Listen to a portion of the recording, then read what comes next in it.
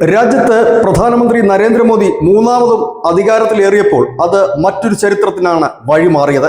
ആദ്യമായിട്ട് തുടർച്ചയായി ഒരു കോൺഗ്രസ് ഇതര സർക്കാർ ഒരു പ്രധാനമന്ത്രി അധികാരമേൽക്കുന്നു എന്നുള്ള ഒരു റെക്കോർഡ് അത് ബ്രേക്ക് ചെയ്തു. അതിനുശേഷം നിരവധി റെക്കോർഡുകളാണ് ബ്രേക്ക് ആക്കപ്പെട്ടത്. അതായത് ഇപ്പോൾ പ്രതിപക്ഷത്തിരിക്കുന്ന പല പാർട്ടികളും ഇത്രയും കാലം തുടർച്ചയായി പ്രതിപക്ഷത്തിരിക്കേണ്ടി വന്നില്ല. CPM തകർന്നടിയുന്ന കാഴ്ചയും ഈ കാലയളവിൽ നമ്മൾ കണ്ടു. ഇപ്പോഴിതാ മറ്റൊരു റെക്കോർഡാണ് ശ്രീ നരേന്ദ്രമോദി ബ്രേക്ക് ചെയ്തിരിക്കുന്നത്.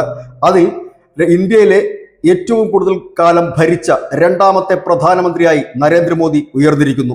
ഇതുവരെ ആ റെക്കോർഡിനുടമ ശ്രീമതി ഇന്ദിരാഗാന്ധി ആയിരുന്നു. 4077 ദിവസങ്ങൾ തുടർച്ചയായി ഭരിച്ച ഇന്ദിരാഗാന്ധി 1966 ജനുവരി 24 മുതൽ 1977 മാർച്ച് 24 വരെയാണ് ആ 4077 ദിവസം.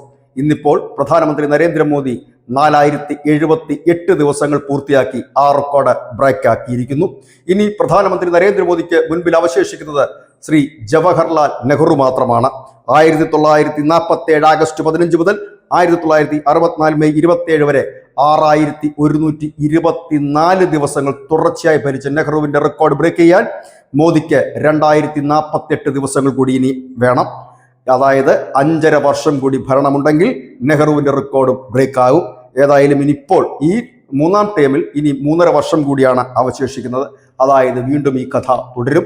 പ്രധാനമന്ത്രിയായി 2029 മോദി തന്നെയാകും BJPയുടെ സാരഥിയും. ഇനിയുമുണ്ട് റെക്കോർഡുകൾ.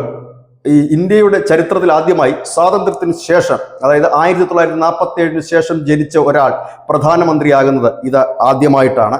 അതുമാത്രവുമല്ല, പ്രധാനമന്ത്രിയും മുഖ്യമന്ത്രിയുമായിട്ടുള്ള ഒരു പാർട്ടിയുടെ നേതാവ് തുടർച്ചയായി 6 തെരഞ്ഞെടുപ്പിൽ അടുപ്പിച്ച് ജയിക്കുന്നതും നരേന്ദ്രമോദി മാത്രമാണ്.